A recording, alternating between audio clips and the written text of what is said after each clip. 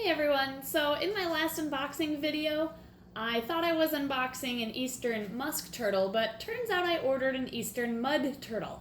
So I found him a home since I don't need a mud turtle for my programs. I specialize in our native ones to Wisconsin and Minnesota, and I had to order new turtles. So I have another unboxing video for you here, and hopefully this time we actually have the Eastern musk turtle. Let's see what we've got.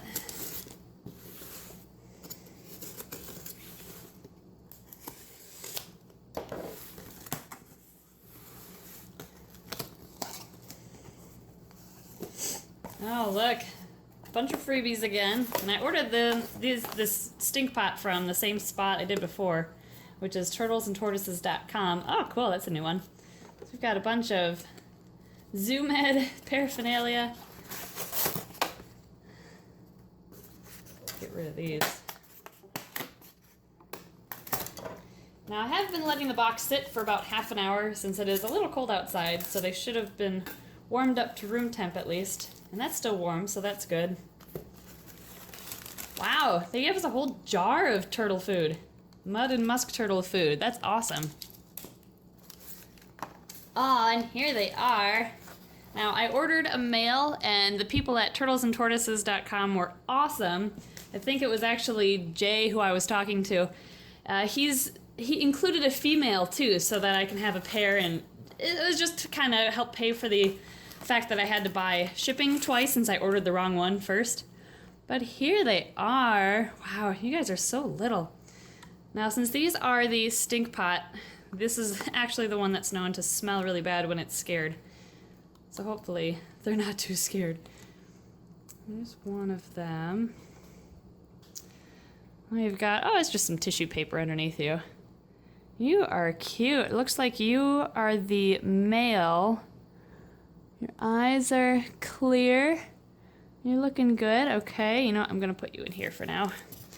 Oh, and they included a bunch of freebies again, too. Look at that. So that must mean that this one, yep, I believe this one is the female. And you look pretty good.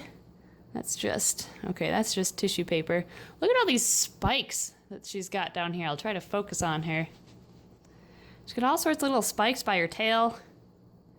Really cute. Look at you. I don't notice the smell at all, so that's good. Huh. But we'll see. Put them back here.